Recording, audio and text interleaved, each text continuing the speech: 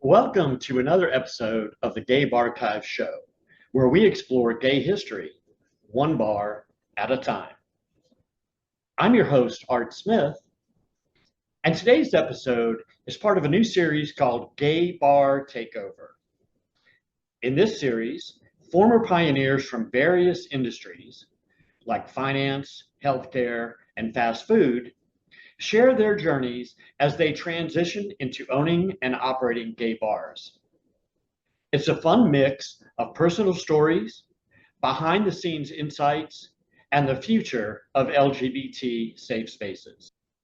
Our guest today is Tristan Schukraft, the CEO of Everything Gay. He's the founder of travel website ID90 and also Mistr. Welcome to the show, Tristan.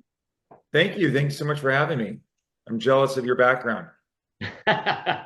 I'm sure with your collection of clubs, you probably have multiple backgrounds that would just wash this out.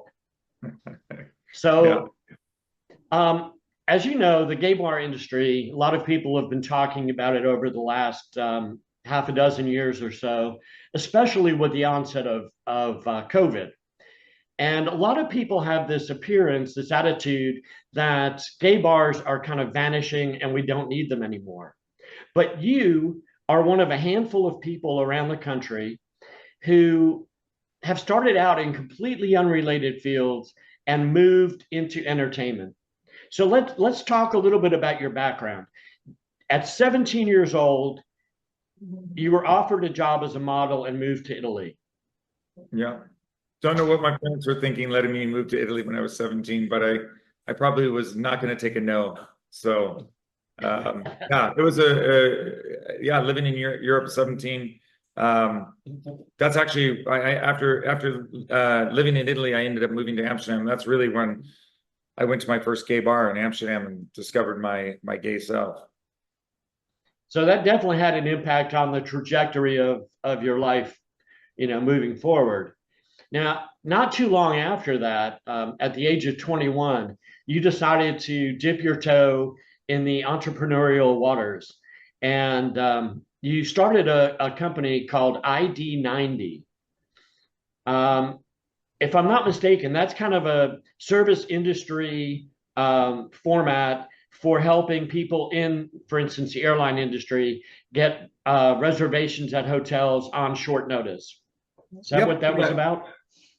Yeah, exactly. My whole family was in the airline business, and back in the day, airline employees would call a hotel and ask for an airline discount. And I thought this could be automated, and so I kind of built the Expedia for airline personnel, helping hotels fill last minute vacancies by targeting airline personnel. And then we went into e-ticketing. There was an e-ticketing mandate, and so at 4 years in, we started doing e-ticketing. So that turned out to be a very successful venture and is ongoing today, correct? It is ongoing today, yes. Most airline employees, if not all airline employees, would know what ID90 is. So I don't run that company anymore. I still have an ownership in it, but yes. So aviation is really my true passion, and I guess after that would be hanging out at hotels and bars.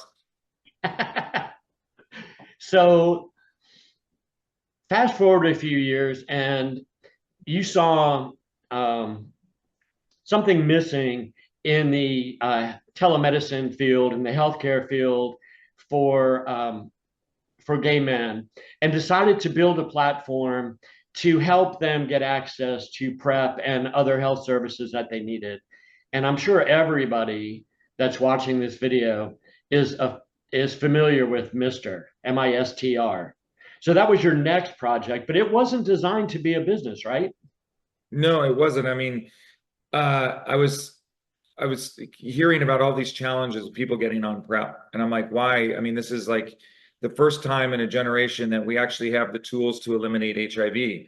If everybody is negative is on PrEP and everybody that's positive is virally suppressed, we really truly could eliminate new HIV infections. And it was when I was living in Amsterdam. My boyfriends were older, and I was exposed to the effects of people living with and dying from HIV. And so I think I was just kind of on that cusp between generations, right? I'm 45 now, and I probably would not have experienced that if my boyfriends weren't older than I was. But um, it was, so to me, I feel that not only is it a great opportunity to eliminate HIV, but we owe it to the generation before that didn't have that option, right? And so I started helping people, you know, as a handful of friends get on PrEP, and then it became 10, became 100, and it was just unsustainable. And you mentioned started telemedicine. I don't think I even knew what telemedicine was, but I'm an IT guy, and I go, there has to be a better way. And COVID really helped the adoption with Mistr because people understood what telemedicine was at that point. But before, they were like, what is this telemedicine thing? This doesn't sound, you know, kosher to me. But now people were kind of forced to adopt Zoom calls and telemedicine. And yeah, it's great. We have 400,000 patients. We serve all 50 states, DC and Puerto Rico. And you said probably everybody's heard of it. I hope there's a lot of people that haven't heard of it. I hope people are on this video that are just learning about Mistr and will sign up and tell their friends, because we have a lot more to do before we can eliminate HIV. Well, absolutely. And we will definitely put some information at the end of the video that directs them to the various websites so they can learn about some of these products and sign up. And I noticed with Mistr, you've taken a little bit of an unusual step by opening actual brick and mortar locations in numerous places, particularly places that are known as what we would have called gayborhoods. If I'm not mistaken, you have one in Hell's Kitchen. You have one in the neighborhood formerly known as Boys Town, North Allsted. I will always call it Boys Town. I'm sorry. I'm with you on that. And you also have one in Weho, and in what I refer to as my happy place, the gayest place on the planet, Wilton Manors. You have one there as well. We have Wilton Manors, we have Castro, and we have Oaklawn in Dallas. Oh yeah, that's right. Yeah. Castro and Oaklawn. How can you forget those? Yeah. So you're actually bringing it directly to the streets. Those are clinics where people can actually walk in, or offices people can walk in. They can access their meds. They can get information about PrEP and PEP and various other healthcare situations. Correct? Yeah, they're you know, essentially they're pharmacies, so that people we mail the medication, but sometimes people want to go pick it up same day. They're traveling, or you know, packages get stolen, as we all know, from you know, apartment buildings. So it allows them to come in, pick up their medication same day, or in person. We can now offer PEP, which is post-exposure. That's a little more challenging in an online environment. And then with injectables becoming more relevant, people will be able to get the prescription online and then come into the storefronts and get their injection. Excellent. Excellent. And they make great reports, because quite a few of them are painted bright blue. So after you kind of went through this entrepreneurial phase of doing these various things online and kind of branching out into brick and mortar locations, about 2 years ago, you found yourself on vacation, I guess, in San Juan. Is that correct? Yeah, I just actually moved to San Juan, and I was on the gay beach here. And, you know, maybe one too many mojitos, I don't know. But there was this parking lot on this beach, and I was thinking, why isn't this should be a gay beach club? So I called my realtor, who happily just sold my house, and I guess was very happy to show me the hotel that was right next door. And I didn't occur to me. I guess I didn't really notice the hotel, but it was called the Tryst. That was my childhood nickname, spelled slightly differently. People now spell my name with a Y, but it's Tristan. And you know, it used to. I later found out it was a gay hotel called the Atlantic, and it was a really well-known hotel. And the owners essentially said, well, before we accept your offer, we'd like to meet with you. So one of the first questions was, what are you going to do with this hotel? And I thought, well, God, if I tell them I'm going to make it a gay hotel, maybe they won't sell it to me, right? But I said, well, honestly, I want to make it a gay hotel. And they said, we think that's a great idea. So I think sticking true to my vision actually helped me secure the deal. Yeah, So I that was remember. my first venture into the hotel business. I remember the first time I went to Puerto Rico. I was there on a little press junket with Entertainment Television. They were doing a segment called Wild on Caribbean, Okay. and they were covering San Juan during the Heineken Jazz Fest. And they put me up in a hotel on Condado Beach, and I had no idea what was anywhere, and it was a foreign country to me. So I get to my hotel, and the first night after we had done our dinner and our events, I went for a walk on the beach. Well, I was staying at what was at the time, I think, the Marriott Stellaris. Huh? Um, Okay. and I walked down to the beach, and I look up and I saw this festive little hotel there and a bunch of people on the deck having a good time out back. And I said, I'm going to stop in here and have a beer and kind of soak in the Puerto Rico, Condado Beach environment. Did not know at the time that that was a gay hotel. That was the Atlantic, Yeah. practically next door to the hotel I was staying in. Yeah. Um, so, and then I saw a few years later, well, a few years ago, that it changed names to Tryst. And then when I saw that you had purchased it, I thought, well, that's kind of a cute, name for him to take a version of his name and put it on the hotel. But it was actually the other way around. The Yeah. hotel was already named Tryst, and it just by happenstance, you were the one that stumbled across it and decided it was going to be yours. Yeah. I mean, it's like I said, I was unaware it was even a gay hotel until after I made the offer, quite frankly. And you talk about walking down.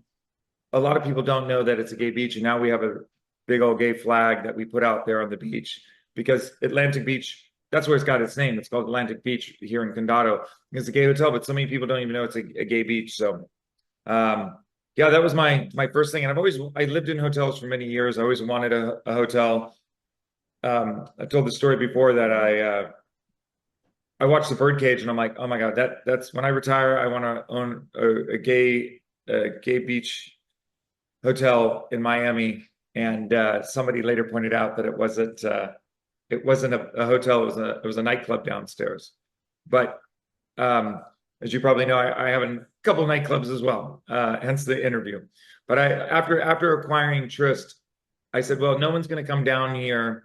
Hurricane Maria really devastated the island, and the gay scene just disappeared. And so I decided no one's going to come down here for just a gay hotel and a gay beach club. I mean, there's obviously lots to do here in Puerto Rico, but you really need more nightlife. And so I bought what is known as Circo here.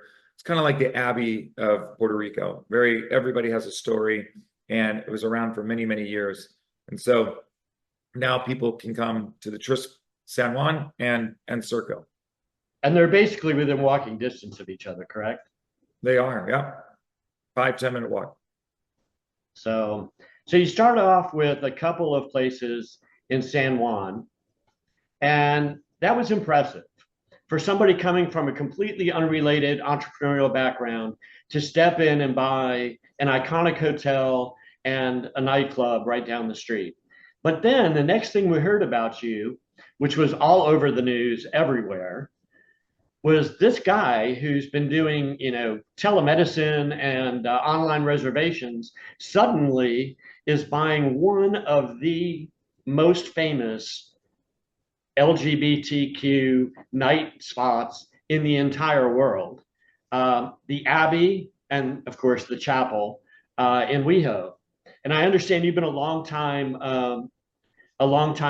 fan there. You've gone there numerous times over your history of gay exploration, but you decided you were going to buy it. Yeah, it was never on my radar. And I just want to let you know that I do have a lot of experience in the bar industry, but mainly drinking, not on the operational side. So I've invested a substantial amount of money and time in Abbey long before I bought it. But yeah, I mean, I'm getting used to the idea now, but it is weird when I walk in to the Abbey and I'm on the dance floor and the place is packed. It's like, gosh, 20 something years ago when I started going to the Abbey, I would never have thought that I'd be the owner. It wasn't on my radar at all. But, right now, we were talking about San Juan and how a gay hotel disappears, and then the gay bar disappears, and the whole community kind of goes underground or disappears in general, right? And so it's really important that we preserve these institutions, these spaces, like the Abbey, like Circo, like the Atlantic, or bringing the Atlantic back as the Tryst, because right now a lot of those entrepreneurs that started these venues are retiring, and if somebody doesn't step in, we lose them, and you lose the Abbey, and maybe it's another bar, and all of a sudden, Boys Town in West Hollywood is gone. And I think gay bars and clubs, it's a great place to connect and have fun, but they're so important for so many other things like developing long-term friendships, the LGBT movement, rallying to fight for our rights. So much more than going out and getting a drink. That's important too, but it means so much more to our community as an epicenter of community. Well, absolutely. And the bars have always been the place that kind of ignited a lot of the movements we had. I mean, obviously, everybody talks about Stonewall, but there's so many other examples of that where there's been an uprising in a particular city at one of the gay bars, and it's evolved into maybe a nationwide coalition of people, a nonprofit organization fighting for that particular cause. And so much of the fundraising for HIV and AIDS healthcare, for fighting different political foes that pop up on the radar over the years. All of that stuff happens at gay bars. You don't go to Applebee's and pass a bucket around to collect money for HIV healthcare. It just doesn't happen. Doesn't, So, yeah, exactly.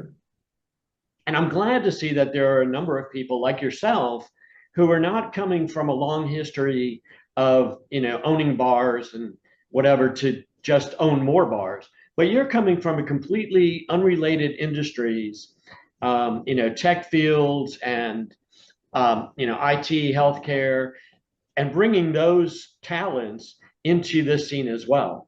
So it's interesting because so many people like to talk about the fact that gay bars are dying and dwindling. And yet there's a number of people like yourself who are expanding your entrepreneurial background to put your mark in the entertainment scene. Yeah. I think gay bars, I mean, COVID really made a huge impact, negative impact on, I'm so glad I missed that chapter in owning a bar or hotel. I mean, it was really tough on a lot of businesses, and a lot of bars weren't able to survive. Again, it's so important to preserve them, and I think that there's a lot of opportunity. You know, gays aren't going anywhere, and yeah, there's a lot of other venues you can go to, but I think there's nothing like gays create a safe space where you can be your true self, right? I don't think gays, obviously I'm out and I'm not hiding the fact that I'm gay, but if I go to a straight place, I might not feel as comfortable being my true self. And that's kind of the premise of my hotels too, is yeah, there's lots of hotels that are gay friendly, right? The Marriott's gay friendly, but they're probably gonna, second guess why three guys are sharing one bed in a room, or most gays are not going to feel comfortable wearing their Speedos or a thong at the pool of the Marriott, right? And so that's why I created Tryst Hotels. The same concept of preserving gay institutions. Drag brunch is not something you're going to find at a straight or a gay friendly hotel. We have DJs at our pool parties, and the music that gays like is different than the music that straight people like. So just about creating an environment that you feel comfortable in as a member of the LGBTQ plus community, and that you feel welcomed in, and you're not going to be ashamed or being held back. Like we at the hotels, we say you can be your best self even on your worst behavior. Well, I love the fact that you're doing that. And I know you also have a a second location in Puerto Vallarta for Tryst Hotels. And that's going to be your flagship, is that right? That's going to be our flagship because I acquired this hotel in San Juan, and we're going to do a multi-million-dollar renovation that'll be completed in 2025. Puerto Vallarta is completely renovated. Right now, we're just doing the finishing touches on the second. I added a second pool. So if you want to come to the Tryst and you don't want a party scene, you got the chill, relaxing pool, or you go upstairs and you have the party pool. And yeah, that is going to be our flagship. Beautiful. And another interesting story there is I bought that hotel. I've been looking at this hotel. It was under construction for like 6 years. And every year I go to the owner and say, do you want to buy? Do you want to sell? He says, no. You want to sell? No. And I'm thinking, is this guy running out of money or what? I don't understand. Why is this not open? Beautiful hotel. And he finally said, hey, are you really serious about buying this hotel? I said, sure. I closed on the Abbey on Friday, and on Monday I closed on the hotel. It was just two things that were not on my radar for completing this year. But opportunities come up, and you gotta take them because there's not going to be another Abbey in this hotel. There's not going to be another Tryst Puerto Vallarta opportunity. And so after I took an Uber to the hotel, months after I closed on the transaction, and it said the Abbey Hotel. And I was like, the Abbey Hotel? And I never knew that hotel used to be called the Abbey. So I guess San Juan, the Tryst had my name on it. The one in Puerto Vallarta used to be called the Abbey. So it was all meant to be. There's some kind of kismet going on here. Yeah. Now, the next step in the journey that I'm familiar with, and you were just talking about how by preserving some of these iconic places like the Atlantic in San Juan and the Abbey in West Hollywood, kind of preserves a neighborhood. You then went in and basically bought like 75% of all of the commercial space in Fire Island Pines.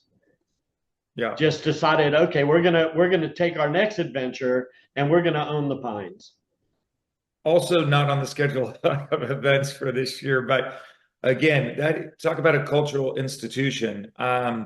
So much history there. I'm a West Coaster, so I've been to Fire Island a handful of times, but in going there, you feel the magic of the place, and nobody can argue on its impact on the gay community, right? I mean, the AIDS crisis, the Blue Whale was 1966 was the birthplace of the tea dance. Invasion, 50 years next year will be 50 years ago when that started, when a drag queen was refused service at the Blue Whale and came back with her aspiring drag friends, because I don't think they were really drag queens. The first one was a drag queen. The others were just dressed up in support. And now is 50 years later is a tentpole event in Fire Island, right? So it's so important. And to me, that's another situation where the current ownership is in their 60s looking to retire, and somebody needs to step in. And in the case of Fire Island, it hasn't had any real good investment for many, many years. So the hotel there, for example, is condemned. So there'll be a brand new Tryst Fire Island Pines. That'll be our third hotel. And what I'm really excited about that hotel, I mean, I love all my hotels, but Fire Island is one of those places that everybody knows about, that everybody wants to go to. But if you don't have a house, you don't have a share, you don't have a click, it's closed off to most of the gay community. So having a hotel there, it allows people who can only afford to come for 2 or 3 days to come to Fire Island, or just, they want to stay a week, 2 weeks, they can. They don't need to know somebody to come and visit Fire Island. Right.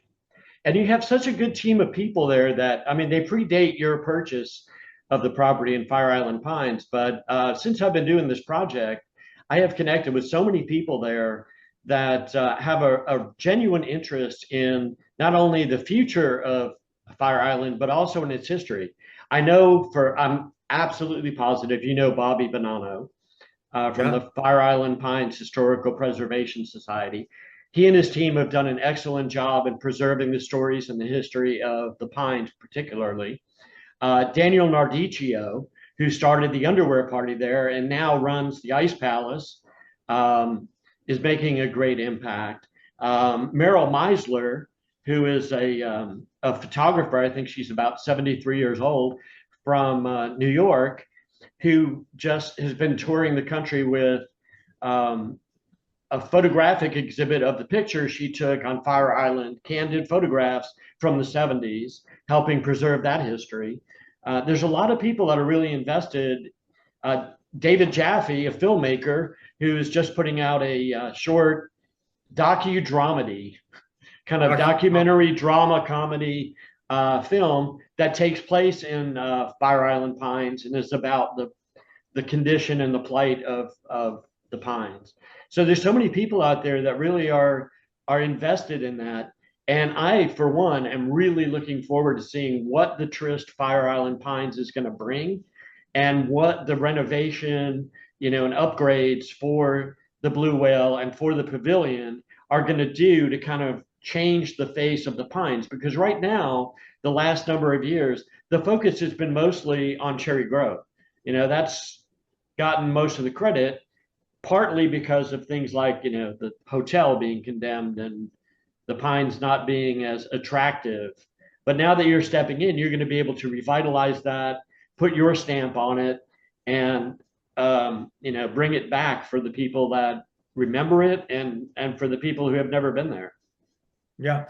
I have never been anywhere where there's so many parties so invested in the community. That community, there is like everybody is so invested. And so there is a lot of expectations and a lot of responsibility for me to ensure that I exceed all their expectations, because it really is their community. I'm part of the community now, but yes, I'm really excited there's so much opportunity there. And, with all of our hotels, we like to support the community.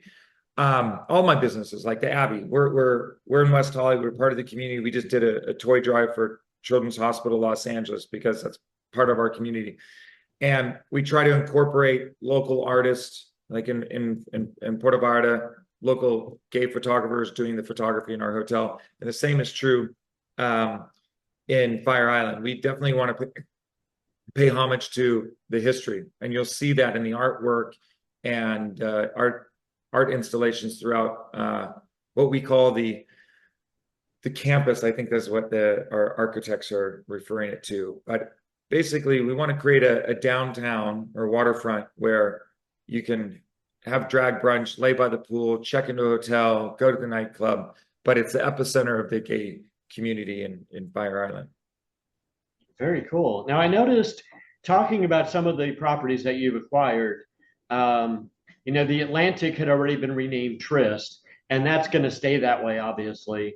But Circo, you compared to the Abbey, but you're going to keep the legacy of the Circo, right? Circo is going to maintain its name and its reputation as a Caribbean hotspot. The Abbey is going to maintain its name. Is the same true of the Pavilion and the Blue Whale? Are they going to maintain their names as well? Yeah, absolutely. I think that's really important. So we'll have a whole collection of historic or significant LGBT places that are going to be preserved because you have decided to step in and kind of rescue that particular property. You also purchased Diaz Tequila in Boys Town, correct? Yep, Boys Town, Chicago. That was an opportunity that I was originally looking at to make an Abbey Chicago, but it's a little too small. I mean, we want like something 5,000-6,000 square feet, but it is a very popular bar that's been there for 14 years, and it's unique in the sense it has a large outdoor patio space.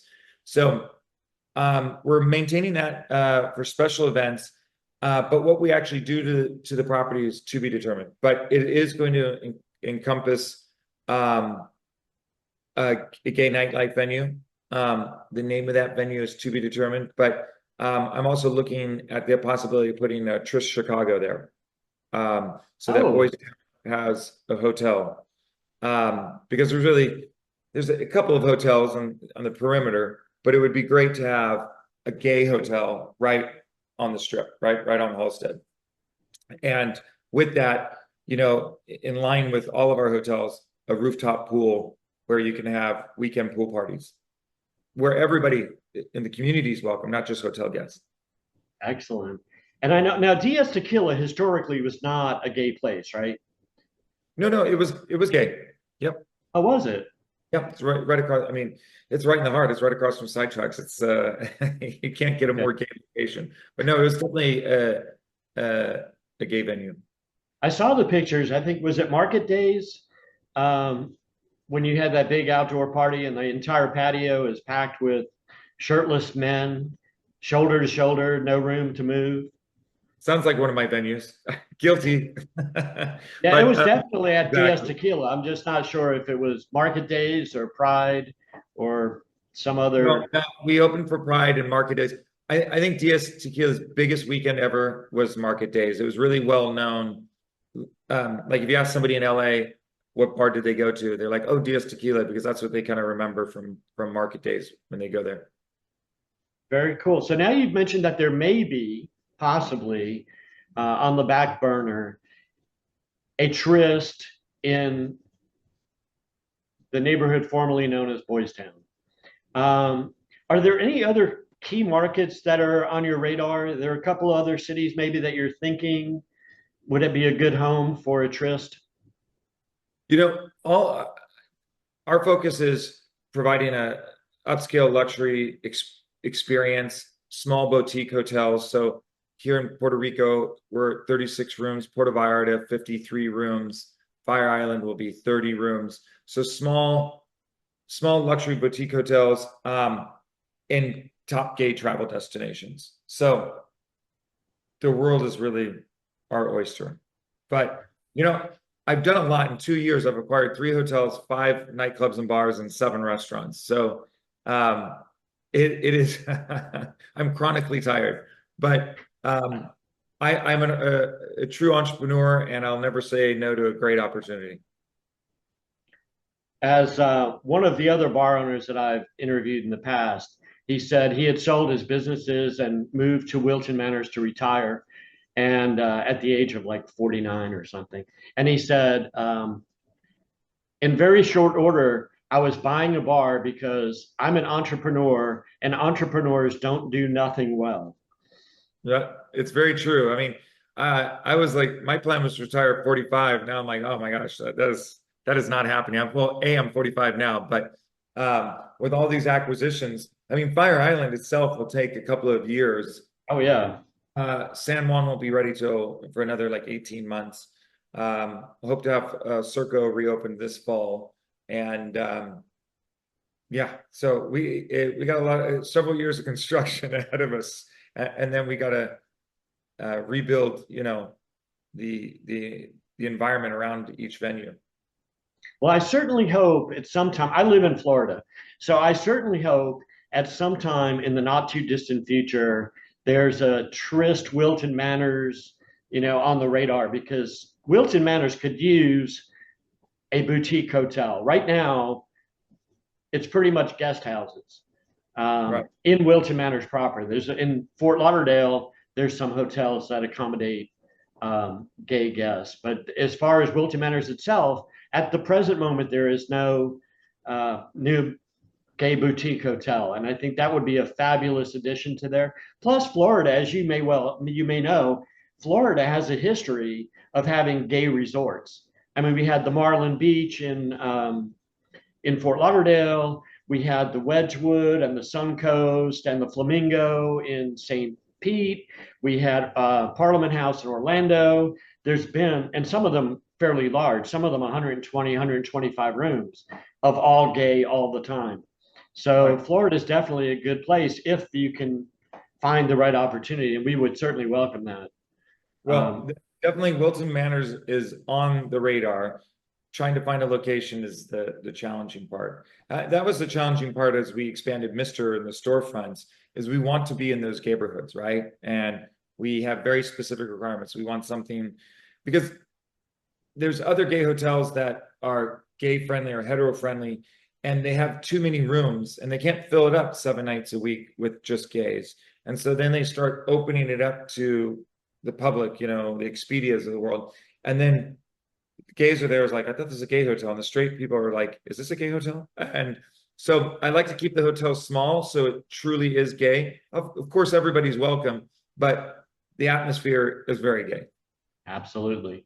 Well, we look forward to seeing where you go with the Tryst brand, and maybe what other hotels and restaurants and so on you add to your portfolio, because it is certainly refreshing to see someone who is young and energetic and has a good, solid entrepreneurial background come into a field that historically has been, just somebody said, hey, I want to open a bar, and they didn't really have a huge plan. So it's nice to see that there's a group of people like yourself who have substantial business background and have said, yes, the gay entertainment scene is something that definitely, I'd be interested in getting involved with and preserving for the future. So we really appreciate it when people like you come in. Yeah, I remind people, I'm like, it's a passion project, because if you have enough money to buy these venues, you're already successful and you don't need a second job, part-time job, right? And I think the other entrepreneur you referred to is absolutely right. Entrepreneurs have trouble doing nothing. I want to get to that space where I'm working like 3 days a week rather than 7 days, but I don't mind doing it in the short term, because it is a passion. It is rewarding to preserve these spaces, to put my twist on each of them. But when in between ID90 and Mistr, I invested in a Frontiers Media, which is a gay publication on the West Coast. And as we went out to go raise money for that venture, people said there's no opportunity in gay. The gay market's too small. The gay market's too small. And I don't believe that. I think if you have a great product, the gay community will rally together to support that. And that's so important, that when you're going to a gay bar, not only is it a great place to go out and have fun for you, but you're also supporting gay businesses and ensuring the gay community is there for future generations. Absolutely. And that's something that I've been telling people. I hear, because of the politics, I hear a lot of people saying, well, why are you in Florida? Why don't you leave Florida? It's not very, friendly to the gay world. And my answer to that question is always, if everybody who is fighting for gay rights in Florida left, we would just surrender the state. It would be red forever. Mm-hmm. It's just like, what if everybody from Stonewall that first night just said, screw this, we're going to Jersey, and didn't fight back? Where would we be today? So it's important that we preserve the places that, cater to our community, that we support the entrepreneurs. It's not just abandoning a state of politicians. There are thousands of LGBTQ businessmen in the state of Florida who have invested their life savings in a restaurant, a bar, a clothing store, whatever it is, and abandoning them is, condemning them to poverty for the rest of their life. You're taking away their entire dream. So it's important that we support people like you who are doing so much and preserving our safe spaces around the country. No, absolutely. And politicians come and go, and we can't run away. Absolutely. Now, I've read in a couple of interviews that you've done that you've told the person interviewing you to, quote, ask me anything. You may not always answer, but you've said, ask me anything. So I asked a couple of my friends, what would you ask Tristan if you were interviewing him? All right. And the first person that answered that question, somebody that you know well from West Hollywood, he used to be your neighbor, Bruce Valanche. And Bruce said, quote, where are the full frontal nudes that I have been asking you for? You see, Bruce is older, so he doesn't know how that technology works. I sent them disappearing. I already sent them. He probably has some photos from the windows. I don't know. So he'll just have to check his email or something. Yes, he has to, yeah. Messenger. doesn't understand how that disappearing photo works, function. Well, yeah, you can't have that stuff out there. That could be Well, bad for it business. can work for you or against you. I ran for mayor in West Hollywood, and people are like, "Are you worried about your nudes coming out there?" And I go, "Well, I'm worried about the bad nudes coming out." You know what I mean? But the very first mayor of West Hollywood was a porn star, and they leaked his photos right before the election, and he went from trailing to winning. So if they're good, the moral of the story is that they're good photos, it might help me. If they're bad photos, it might not help me so much. All right, then. Now, I also spoke to another mutual friend, Patrick Gallino. Uh, Um, I know you know him, the LGBTQ ambassador for Stoli Vodka. Um, and he's also involved with a project out of New York called the Stonewall Inn Gives Back Initiative. And just, I guess, about a week or two ago, they certified your business, the Abbey and the Chapel, as being, an LGBTQ safe space. Is that something that you feel is important? And will you be taking that certification on to your other properties around the country? yeah, I think it's very important. People need to feel safe, and at the Abbey, for example, training people, all of our staff is an important component to that. We have more security than any other venue, but absolutely, that is going to all of our venues across the country. And Patrick and Stoli are a great example of how corporations can really make an impact on the gay community. They have been real advocates for so many years. I agree. I love He has the Patrick. second best job, by the way, Patrick. He just gets to drink the product. I have to manage the whole infrastructure, but I do get to drink the product too. Yeah, I love Patrick. He's got such energy and he's always out there. He's connected to everybody and involved. He takes an active role in doing his job. Some people sit back, they're, tagged, oh, you're our ambassador to the gay community, and they sit there and wait for people to call them. Patrick is out there on the streets, meeting with people, organizing events, going to different fundraisers, getting involved with the Stonewall Inn Gives Back initiative. He's doing things above and beyond and really putting Stoli on the map. So we're really glad to have him on our side as well. Yeah, people like that are champions for the gay community, right? I mean, there's so many corporations that will come out with a rainbow logo for Gay Pride Month. And that's great. That's great. But, it's those companies like Stoli that are out there, and those advocates within Stoli like Patrick that are supporting the gay community throughout the year that really, truly make a big impact. Absolutely. Absolutely. And we know that your properties are all going to be extremely LGBTQ and straight friendly as well, but focused on making the gay traveler, the gay patron feel comfortable and at ease and able to express themselves. We look forward to seeing where you go with this, what impact you have, not only on the businesses that you're taking over, but on the mindset of other people who may say, hey, if Tristan's doing that, maybe I could rescue a local gay business, because that's something you can't rescue them all. I mean, there's absolutely. I'm an entrepreneur, and I love other entrepreneurs, right? I believe, rising tide floats all boats, right? And it's no one's coming to West Hollywood to just go to the Abbey. They're coming because there's a whole bar scene there, and there's several new people, investing in bars, and we can all benefit from each other. At the end of the day, you're kind of competitors, but yeah, absolutely. If I can inspire others, that would be a great reward. Well, we look forward to seeing what the future holds, and I'm really excited to find out about your new hotels, especially the one in Fire Island Pines. I can't wait to hear when that one opens. I'm sure it'll be at least another year or so, 2 years. It will be open for next season. We have an army of contractors starting work next week. All right. Yeah. You heard that here. So this time next year, you will be able to, well, actually before this time next year, because this is the end of the season there.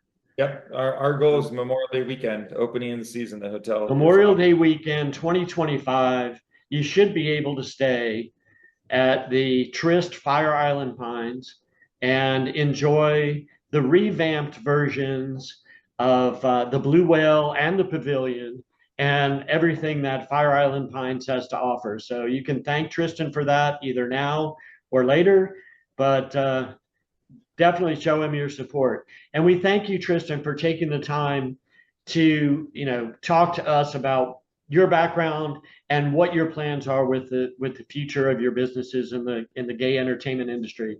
We look forward to following your career and seeing what it brings us next.